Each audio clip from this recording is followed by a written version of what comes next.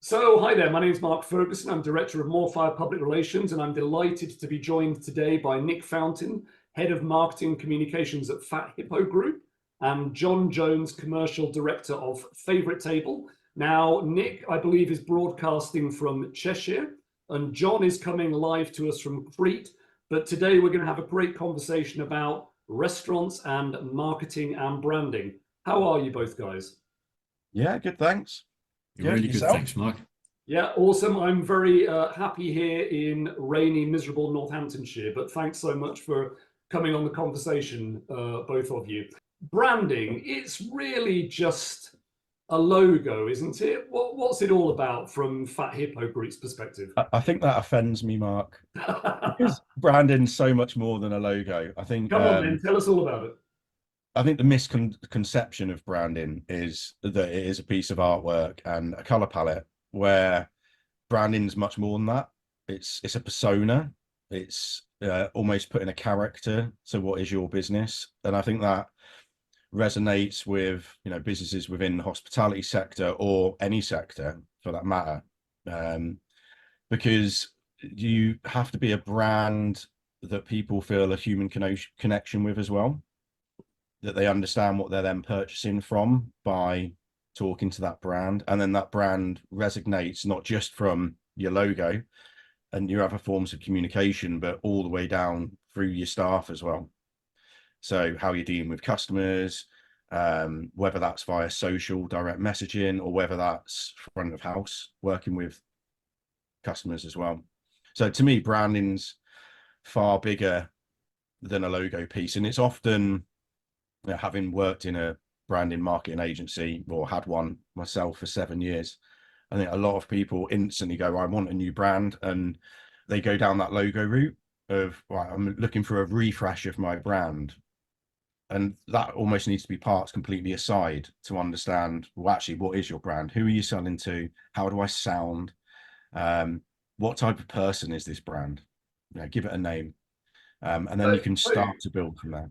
Sorry to interrupt there, Nick, but it sounds like we're talking a little bit about, it's almost like a personality, like a persona of an organization. Would you agree?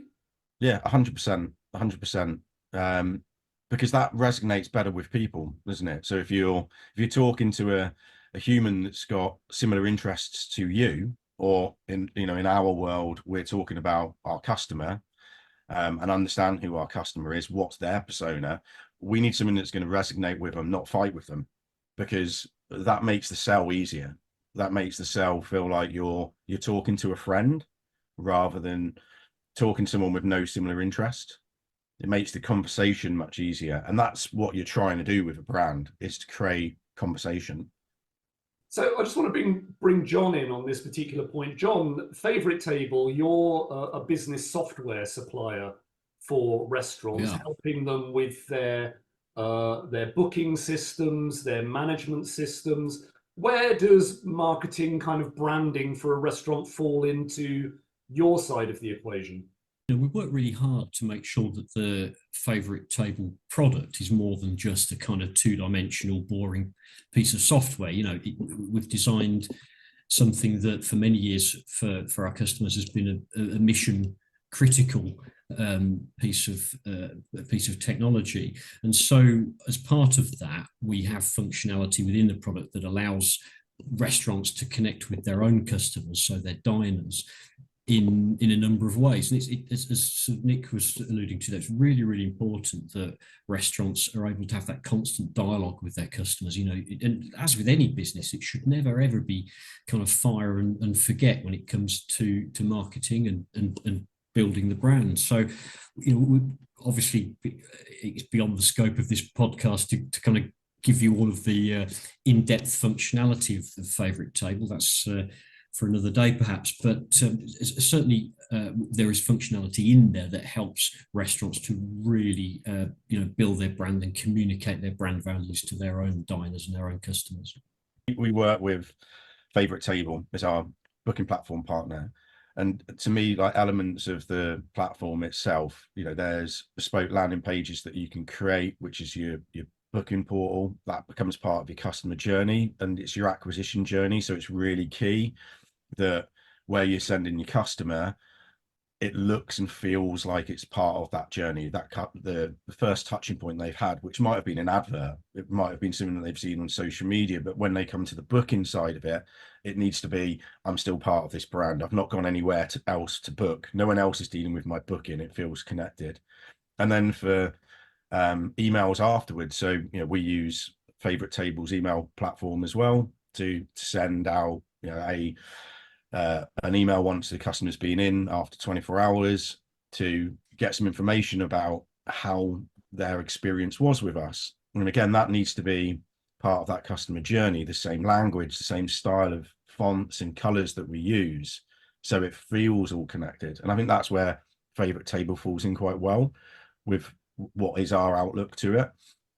Yeah, and Nick, just building on that, I think it's really, really important for, I guess, any restaurant, but particularly if there's a restaurant that, or a, a individual or group or whatever that's, starting or taking over a restaurant, that they really do practice this idea that the customer's experience begins not on the night or on the day of the booking, but actually during the first interaction with the chosen restaurant. And really they want to get a flavor of the excitement and the vibrancy or whatever the brand values of that restaurant right at the start of the process. And that comes down to when they're browsing on the internet or even calling in, right at the beginning is where it all needs to start, and building up to that sense of anticipation, excitement to be dining with this particular chosen restaurant. And also afterwards, which is what you mentioned there, that whole kind of interaction with the customer should and does, particularly with Favouritetable, continue way beyond the booking itself, and then feeds back into that start process. So we help restaurants to create returning customers, which comes back to the acquisition process that you mentioned. So a couple of points that I'm interested in delving into a bit further there. We've mentioned customer journey and we've mentioned brand values. Nick, can you tell me a bit more about how that concept relates to Fat Hippo Group's work? What is a customer journey? How do you introduce customers, keep it going? And how do values play a part in that?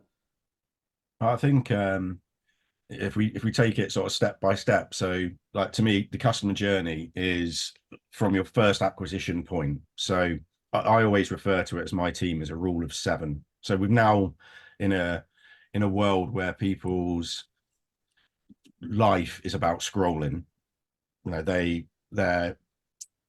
haven't got much time around to sit and watch a video to understand what your brand's about. So previously, we go back 10, 15 years ago, someone would watch a video for a minute happily. And anyone that's creating content for any brand would say a minute is the perfect sweet spot for a video. We're now looking at around 7 seconds to get someone to understand your brand. And then if they're interested, they might watch that up to 30 seconds before they then moved on. So that might be one touching point that they've had. They've seen some form of information that's out there about your brand. And the rule of 7 comes in as we use that as part of our acquisition model. So someone needs to see a piece of content from us at somewhere across the internet or their day-to-day, a billboard, a poster, and that then becomes the point of conversion. So if they've seen 7 pieces that resonate with them, they're more likely to purchase from us, or in our case, place a booking. And it's then, as we've alluded to, we want to keep that customer happy. We want that customer to be returning, because it's always cheaper from an acquisition model to have a returning customer, because you've already acquired them. They already understand your brand. They've hopefully had a brilliant experience in your restaurant, and they're going to want to come back. So it's about then communicating with them more information about your business, but without it being a sell. I think quite quickly people jump to, this is what we're about, and we're selling, this is our price, this is, they're price led in the marketing world. I get that it's cheap, whereas I think we now, especially now when we're in a cost of living crisis, it's more important that when people go somewhere that they have an experience, and that experience starts from the first piece of content or the first time they've seen your brand somewhere. So we use this rule of the rule of 7, which means that if we're running a campaign, we're not focusing a campaign and marketing spend on one platform. So you might say, right, we are using Facebook, we're using Instagram, we're on TikTok, we're using email to communicate with customers, we're using point of sale, we're working with influencers, and we're working with partners and collabs to create 7 bits of content that run across that campaign for someone to show an interest in somewhere, some shape or form.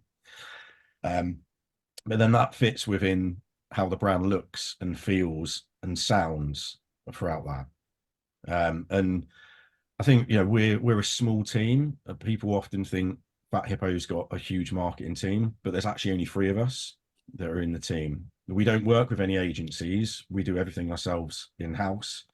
And that makes it easier for us to control our messages and how we talk and how we sound, because we've all got a really good understanding of what the brand means. But it also means that we can react and communicate with customers. So, for me, a big area that I've seen throughout the years supporting other businesses as well is that they'll have a focus on social media of putting a piece of content out. But what they won't do is engage with that customer. So if someone's left a message or they're tagging their friend in thinking about coming, if we jump in that conversation as well and become part of that, we'll almost become part of their friendship group talking to. So we're joining their conversation by opening the point of conversation as well. And then, what does every customer want? It's an understanding of what they're going to get, especially in the restaurant industry. So big glossy images and thousands of pound photo shoots don't work.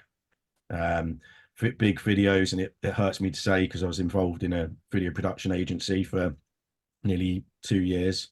But big glossy videos don't resonate with our audience in this space. They want to see what they're really going to get. So UGC, user-generated content, becomes even more valuable to the restaurant industry, I believe.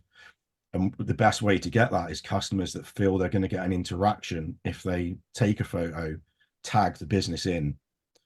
And for us, it generates huge amounts of user-generated content because it's like a friend sharing a picture or their experience with the social media team, us, to then push out there. So we're generating, in a sense, free content, but our customer is instantly understanding what they're going to get as well. It's not, the typical advert we all know from McDonald's is that burger you see on the billboard is not what you're going to get. It doesn't look anything like that. Whereas for us, we want to make sure that it's real. The pictures you see is what is going to be put in front of you on that plate. And the best way to do that is through trust. And that's customers' experiences that are there that we're then sharing. So it sort of all resonates through, becoming that brand piece where you understand your market position, who you're trying to sell to. You've built personas around them. And when I was helping other brands understand this, I'd often create customers and give them a name. So there's different demographics, different people. We'd give them a name. So from the marketing perspective, we could be aiming a campaign for school holidays. It's likely to be a mum that might make that booking, but we can find that out through data, through Favouritetable, who's the lead bookers. We can understand a real good picture of who that lead booker is, because that's who we're trying to target in this case. We've got a persona around them, so they could be a mum at school holidays. They've got 2 kids. They haven't probably got long because they've probably got something else booked. And we can start building a picture of who that person is to make sure that when we're putting that content out, whether it's targeted, whether it's paid media, whether it's an organic post, resonates with them. And then we also understand what they're going to want because we communicate with them as well. So you understand more from your customers because you're being a friend in a sense. So that fantastic idea, I really like how you've explained that, thank you, of pulling together all of this data and really diving in and understanding who your customer is. So switching over to John for a moment. John, this whole concept of data gathering and analysis, tell me a bit about how an organization like Favouritetable works with that material. Yeah, I mean, the bottom line is that data is absolutely critical these days, and it sounds like a big highfalutin concept that only big organisations would bother themselves with. But right down to the smallest restaurant, cafe, pub, bar, or whatever, there's always data there, not just to be used but to be captured. And it's one of the greatest sort of weapons, if you like, that a hospitality business can have in its armory against its competitors. And restaurateurs and hospitality professionals very often, kind of you get the impression that they're in this business for the love of it, but actually, it's a very, very competitive sector. And so the more data they can use to understand their customers' preferences, their likes, their wants, the better. And so we have worked very, very hard as a kind of hospitality original on the tech front, going back 15 years, to make data pretty central to everything that we do, to make it work really well for our hospitality customers. And it really is about being able to have easy, fast access to everything that you need to know as a hospitality business about your customer, and to be able to then create the kind of activities and dialogues and engagement that Nick has mentioned there, to create that virtuous circle where those customers remain as customers and stay, and also become advocates for the business. So yeah, it's all about collecting the right data, Mark, managing it properly, mining it properly, and using it properly for competitive advantage. Probably more to add to that. So like from the data perspective, there's multiple points that you can get that information as well. So really what you're trying to develop, it's a little bit different for us. We've been around since 2010, so the amount of data that we've got to understand our customers and have those persona maps of what the customer looks like is different than from a new business. If it's a new business, you need to build what is your ideal customer, who is that person that you're selling to, and you probably want to start with that even before you've developed product, because the product becomes then part of the brand, and then that helps you, in a sense, create what your look, feel is, what your tone of voice is, and how you communicate with those guests. For us now, and the size that we are, we've got 17 locations up and down the UK. The keys, the other data points that you can get. So Favouritetable is bringing us our lead booker, times that they're booked, number of guest bookings, returning data if that lead booker is coming back. You can use Wi-Fi login data, which will give us an understanding of customers that might not be the lead booker, but they're a party. And you can, in a sense, see how loyal your customers are, and then build loyalty programs off the back of it. So how do you reward people for being a brand advocate, someone that's talking about you to generate more customers there?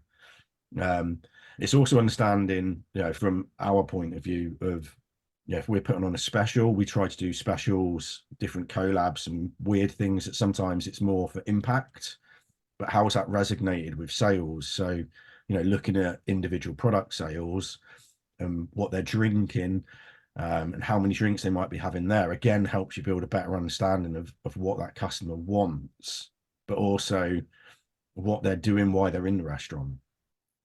And it gives you an idea of, if we see chicken is a huge focus, one specific burger in our range is a big seller, it gives you an understanding of your customers' tastes as well.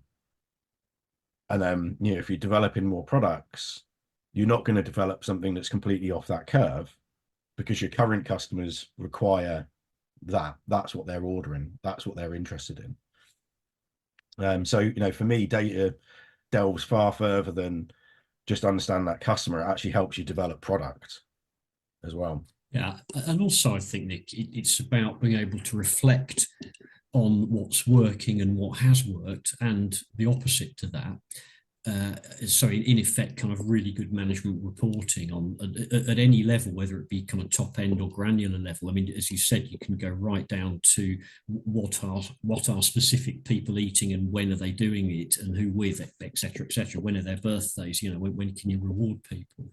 There's all of that stuff, but also really good management decision making has to come from data. And I think you know, the best systems will, and the best restaurants as well, you know, will really dive deep into what's happened in the past, and also look at data to decide what to do in the future. You know, what do we need to do? What's the data telling us that we need to do? What's working? What's not? And I think, Mark, you know, any restaurant that's armed with that wealth of lovely data, all those noughts and ones that I mentioned earlier, is far better armed in a very competitive marketplace than those without. Yeah, to me, data's key, from understanding, you know, what your brand is to actually managing how you deal with those demands, peaks and troughs as well.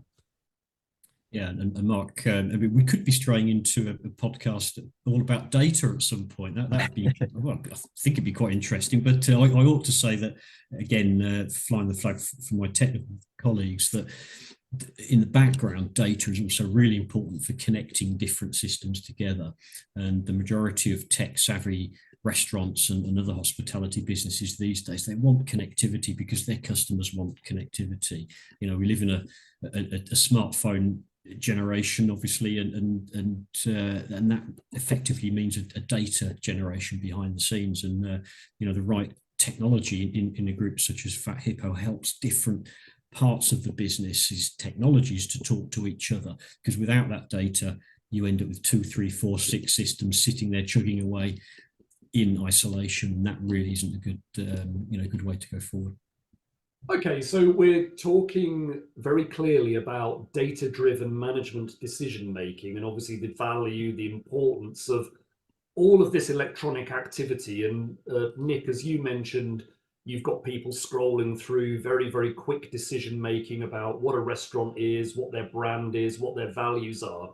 But I want to get back to bringing people into the equation as well. So when it comes to living those brand values, how do we communicate all of this clever information that we're collecting through to the rest of the organization, through to the staff, so that they are actually representing the brand that, in this case, Fat Hippo is?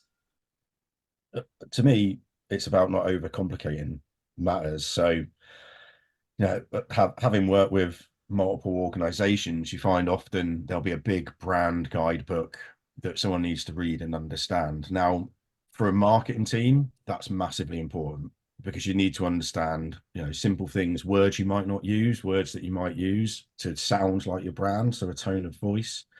So, you know, a clear understanding of what those brand values are and how they sit within the organization. But I think when it filters down and you're talking to, you know, the higher turnover of staff that might not be there, they might be just there for, you know, between their student breaks to generate some more wages. So front of house team, you need to be able to communicate it really quickly so they fall in, and that becomes the job of the general managers in our location. So it's about them understanding it really well, what we are, what makes us different. And I think it stems also from, you know, what our social media is and how we talk and how we sound. So, you know, if you're, you know, a youth of today that's looking for that first quick job to come in, and, you know, front of house restaurant is there as an opportunity, you need to be able to understand what that brand is straight away. So if you're looking around and you've jumped on our social media channels and you see what it is that we are selling and what we're doing and how we sound, you probably understand it quicker than you would reading a 50-page brand guideline. And are you really going to read that? Probably not. Unless you're in more of a senior role, you're probably not going to be reading that document. So it's got to be lived, and it's got to be lived by example. And that example comes from the general managers and the assistant managers in our stores, and the area managers that are visiting and communicating with. And it's also about like good communication channels. You know, we've got nearly 400, just over 400 staff across our group now. So it's about good communication channels where they we can quite quickly communicate what it is that we're doing, or if we're doing something new. You know, we use Slack. It's quite commonly used across a lot of businesses now. It's a much better way than communicating via WhatsApp, which I think quite a few people still do. But for a quick turnaround and an opening of what's there, if we're developing something new on the marketing point, we want our staff to be able to input in that as well. Because some of our ideas might not work on the floor. So, like, to me, you know, the brand, it's all good to have a brand guideline and a document that delves into it further with clear titles, clear information of what you're going to find in each sector. But for a business which has a slightly higher turnover of staff, like the restaurant trade businesses, those documents become less valuable because it's more about how it's lived. So it's a hard one. Like, how would you communicate it? For us, it stems with how we've seen to communicate it already outwardly. A lot of youth today struggle to hold conversation looking eye to eye. You know, they're used to communicating with their phone. We were discussing earlier before we went live how we might text our wives in different rooms. Like, to me, that experience needs to be brought into the restaurant of having that communication. And how do you do that? By getting an experience. And that experience stems from something that's interactive, or a reason for your server or front of house staff to start that conversation. And lo and behold, good communication with your server generates good reviews. Good reviews generate more business.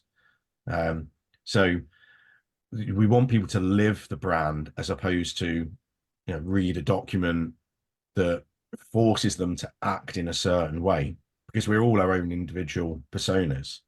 Our brand is our overarching persona of how we treat and how we work and how we sound. But as individuals that are dealing with customers every day, you're not a different person. We're not a Karen's Diner where you're employed to be rude.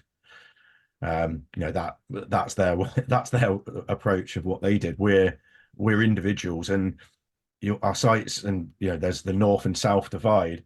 A northerner will be very different to someone that's in one of our London sites of front of house as well. It's more about how they live to our values, as opposed to how they sound and behave.